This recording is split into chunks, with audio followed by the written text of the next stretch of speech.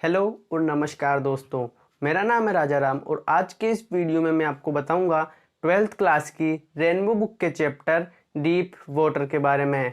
और इस वीडियो में मैं आपको बताऊंगा कि किस प्रकार इस चैप्टर के राइटर विलियम ओ डगलस ने अपनी ज़िंदगी से वाटर के फियर को किस प्रकार बाहर किया। और एंड में मैं आपको बताऊंगा वो इम्पोर्टेंट क्वेश्चंस जिनकी एग्ज़ाम में आने की प्रोबेबिलिटी बहुत अधिक है, इसलिए वीडियो को एंड तक ज़रूर देखें। और अगर अभी तक आपने हमारे चैनल को सब्सक्राइब नहीं किया है तो चैनल को सब्सक्राइब करें और बेल आइकन को भी प्रेस करें, जिससे हमारे आने वाले स्टडी से रिलेटेड वीडियोस की नोटिफिकेशन आपको सबसे पहले प्राप्त हो। तो चलिए फिर शुरू करते हैं। चैप्टर के स्टार्टिंग में विलियम ओ डगलस कहते हैं कि जब वो 10 या 11 साल के थे तब उन्होंने स्विमिंग सीखने का निश्चय किया और उनकी माँ ने उन्हें याकिमा नदी पर जाने से मना कर दिया था। इसलिए उन्होंने YMCA पूल को स्विमिंग सीखने के लिए चुना। YMCA पूल का एक किनारा 2 से 3 फीट का था और जो दूसरा किनारा था वो 8 से 9 फीट का था। विलियम ओ डगलस कहते हैं कि मुझे पानी का डर मेरे बचपन से ही था, लेकिन फिर भी मैंने किसी प्रकार आत्मविश्वास को बटोरा और स्विमिंग सीखने का निश्चय किया। और फिर आगे वो कहते हैं कि जब मैं 2 या 3 साल का था तब मैं मेरे पिताजी के साथ कैलिफोर्निया की एक समुद्र के किनारे पर खड़ा था। उसी वक्त एक लहर आई और उस लहर ने मुझे गिरा दिया और मुझे उस वक्त से ही वाटर से बहुत डर लगने लग गया था, क्योंकि उस समय मेरी सांसें अटक गई थी। इस प्रकार मुझे बचपन से ही जल का भय था, फिर भी मैंने स्विमिंग सीखने का निश्चय किया। मैं पूल पर उसी वक्त स्विमिंग सीखने जाता था जिस वक्त वहाँ कोई नहीं रहता था, क्योंकि मुझे नंगे पैरों और मेरे पतले दुबले पैरों को दिखाने में शर्म आती थी। और मुझे 2 या 3 दिन ही स्विमिंग सीखते हुए होंगे। मैं वहाँ पूल के एक किनारे पर बैठा था। उसी वक्त एक लंबा चौड़ा व्यक्ति आया। उसकी उम्र उस समय कम से कम 18 वर्ष होगी। उसने मुझे कहा कि अगर तुम्हें पानी में गिराया जाए तो तुम्हें कैसा लगेगा। और यह कहने के साथ ही उसने मुझे पानी में धक्का दे दिया और मैं पानी में गिर गया। मैं पानी के पेंदे पर जा पहुंचा और पेंदे पर जाने से पहले मैंने योजना बनाई कि जब मेरे पैर पेंदे से टकराएंगे तो मैं एक बड़ी छलांग लगाऊंगा और पानी की सपाट सतह पर आ जाऊंगा और फिर बतख के समान तैरते हुए किनारे पर पहुंच जाऊंगा। लेकिन जब मैं पानी के अंदर जा रहा था तो मैं बहुत ही धीरे धीरे जा रहा था।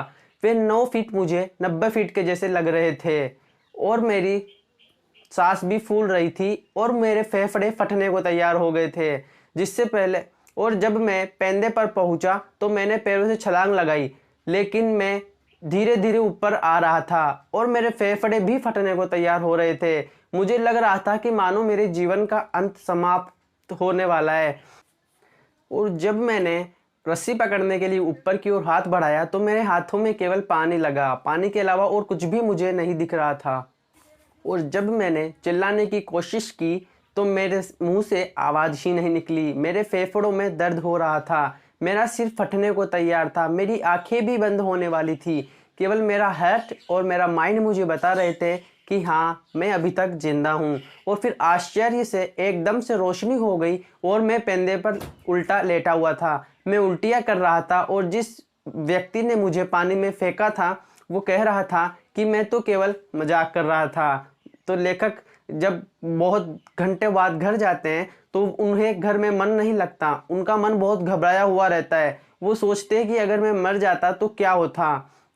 और वो रात को खाना भी नहीं खाते और फिर सो जाते हैं और उसके बाद वो उस स्विमिंग पूल पर स्विमिंग सीखने के लिए कभी भी नहीं जाते और उन्हें लगता है कि ये जल का डर मेरी ज़िंदगी भर मेरे साथ रहेगा। और फिर आगे लेखक कहते हैं कि कुछ वर्षों बाद जब मैंने जलप्रपातों के बारे में जाना तो मेरा मन पानी में जाने को लालायित हुआ, लेकिन जब भी मैं पानी में जाने की सोचता तो मेरा पूरा शरीर कांप उठता, मेरा दिल बहुत तेजी से धड़कने लगता और मेरा पूरा शरीर बहुत गर्म हो जाता था, क्योंकि मुझे पानी से वो डर था जो अभी तक मेरे मन से नहीं गया था। और मैंने बहुत कोशिश की जिससे मेरा डर भाग सके, लेकिन सारे तरीके फेल हो गए। और अंत में मैंने डिसाइड किया कि अक्टूबर महीने से मैं एक ट्रेनर को नियुक्त करूंगा जो मुझे स्विमिंग सिखाए। और उस ट्रेनर ने मुझे स्विमिंग सिखाने का वादा भी किया। वो मुझे हफ्ते में 5 दिन स्विमिंग सीखने के लिए बुलाता और 2 दिन प्रैक्टिस करने के लिए देता। वो मुझे चारों तरफ से बेल्ट से बांध देता और रस्सी का एक हिस्सा अपने हाथ में पकड़ कर रखता और फिर मुझे तैरना सिखाता। उसने मुझे साइड स्ट्रोक, बैक स्ट्रोक और अनेक सी पानी में तैरने के लिए करतबें भी सिखाई। और एक दिन उसने मुझे बिना बेल्ट के तैराया और वो बहुत दिनों तक करता रहा। और फिर उसने एक दिन मुझसे कहा कि अब मैं तैरना सीख गया हूँ, अब मैं तैर सकता हूँ। और जब मैं तैरने लग गया था तब भी मुझे पानी का वो जो डर था वो मेरे मन से नहीं गया था, चाहे मुझे तैरना आ गया था। जुलाई के महीने तक चलता रहा। इसलिए मैंने थक हार कर एक दिन वेंटवर्थ झील पर गया और वहां से उस झील के सबसे ऊपरी चोटी से छलांग लगा दी।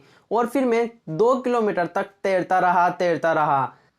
2 किलोमीटर तैरने के बाद एक बार मेरे दिमाग में पानी का डर आया, लेकिन फिर मैंने उससे कहा, ओहो ओ मिस्टर आतंक, आप मेरा क्या बिगाड़ लोगे? अब मैं तैरना सीख गया हूँ मिस्टर आतंक, अब आप मेरा कुछ नहीं बिगाड़ सकते।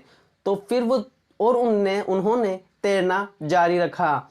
इस प्रकार उन्होंने अपने पानी के डर को बाहर निकाला। और वो कहते हैं कि जब मैं वेंटवर्थ झील पर तैरने के बाद बाहर निकला तो मेरा पानी का डर क्या गायब हो गया था और मुझे मेरी ज़िंदगी में बहुत मोटिवेशन मिला, जिससे कि मैं पानी के डर को भगा सका। मैंने बहुत कोशिशें की और वो एक दिन कामयाब जरूर हुई। दोस्तों, इस वीडियो में विलियम डगलस ने बताया कि किस प्रकार उन्होंने बहुत मुश्किल से अपने पानी के डर को भगाया।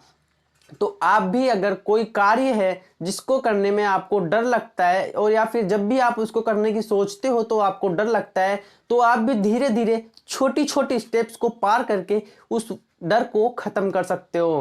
तो दोस्तों, अब मैं आपको बता देता हूँ वो इम्पोर्टेंट क्वेश्चंस जिनकी एग्ज़ाम में आने की प्रोबेबिलिटी बहुत अधिक है। और जो पहला क्वेश्चन है वो है, how did the author become a perfect swimmer?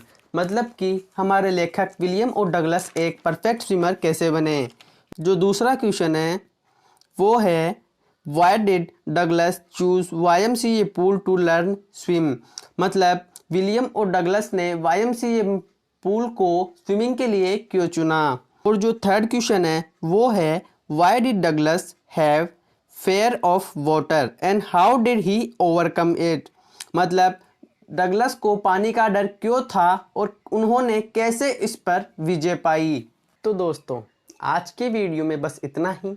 अगर आपको वीडियो पसंद आया हो तो वीडियो को एक लाइक तो ज़रूर कर देना यार। और अगर चैनल को सब्सक्राइब नहीं किया हो तो चैनल को सब्सक्राइब भी ज़रूर करें, ताकि स्टडी से रिलेटेड आने वाले हमारे नए नए वीडियो आपके पास सबसे पहले पहुँचे।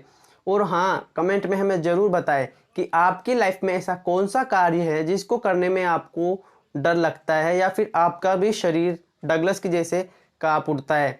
मैं मिलूंगा आपसे अगले वीडियो में। तब तक के लिए खुश रहिए और अपने परिवार के साथ ही रहिए, क्योंकि जिस तरीके से हमारा देश कोरोना से लड़ रहा है, हमें भी कोरोना से थोड़ा सा लड़ने की ज़रूरत ज़रूर है। और अपने देशवासियों का साथ देने की ज़रूरत है। धन्यवाद। जय हिंद, जय भारत।